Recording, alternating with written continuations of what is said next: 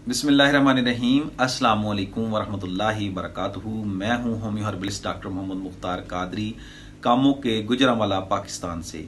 आज हमारा मौजू है गुद्दी उजलाती तहरीक की वजह से, यानी गर्मी खुश्की की वजह से जिस्म में सोजश पैदा हो जाना, सोजश या अमास पैदा हो जाना, पाँव में सोजश आ जाना, हाथों में आ जाना, या चेहरे पर सोजश और अमास हो जाए गुद्दी उजलाती तहरीक की वजह से, जिसमें पेशाब में जलन हो या पेशाब की कमी हो, पेशाब जल कर बिल्कुल रुक रुक कर थोड़ा थोड़ा करके पेशाब आए।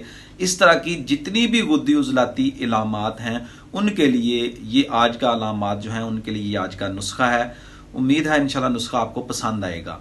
तो मेरी आपसे गुजारिश है कि अगर आप मेरे चैनल पर नए हैं तो चैनल को सब्सक्राइब कर लें और साथ घंटी के बटन को भी प्रेस कर लें ताकि मजीद नई आने वाली वीडियो आपको टाइम पर और बर वक्त मिल सकें। तो चलें शुरू करते हैं, नुस्खा की तरफ बढ़ते हैं। नुस्खा सिर्फ 4 चीज़ों पर मुश्तमिल है।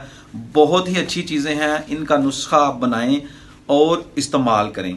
जौ खार मशहूर चीज़ है, कोशिश करें ये सारी चीज़ें जो हैं ये असली लें, यानी कि 2 नंबर क्वालिटी की चीज़ें ना लें। किसी अच्छे पंसार स्टोर से अच्छी तसल्ली करके ये चीज़ें लें। जौ खार, कलमी शोरा, नुशादर और मिर्च स्याह, ये 4 चीज़ें आपने लेनी हैं।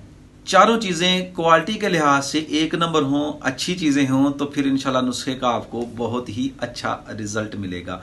तो ये चारों चीज़ें अच्छी तरह पाउडर कर लें। पाउडर करके बेशक कैप्सूल भर लें, इनके 500 mg वाले, मिलीग्राम वाले कैप्सूल भर लें। सुबह, दोपहर, शाम और रात ताज़ा पानी के साथ इस्तेमाल करें। ग़िज़ा नंबर 6, ये वाली ग़िज़ा जो स्क्रीन पर आ रही है, ये साथ इस्तेमाल करें। 5 नंबर वाली ग़िज़ा भी साथ इस्तेमाल कर सकते हैं।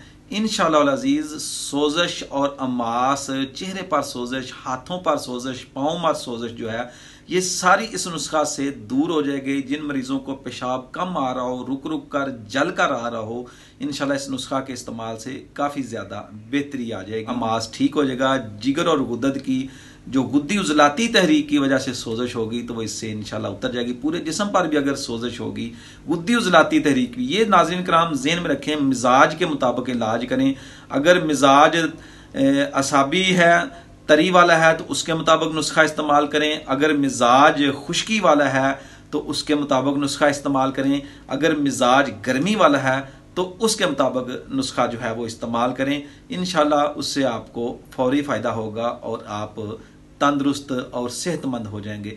इस दुआ के साथ इजाज़त दें कि अल्लाह ताला आप पर और मुझ पर, हम सब पर अपने प्यारे हबीब हज़रत मोहम्मद मुस्तफ़ा सल्लल्लाहु अलैहि वसल्लम के वसीला जलीला से ख़ास फजल और करम फरमाए और हम सब पर अपनी ख़ास रहमत फरमाए, तंदुरुस्ती और सेहत दे। अस्सलामु अलैकुम वरहमतुल्लाहि वबरकातुहू।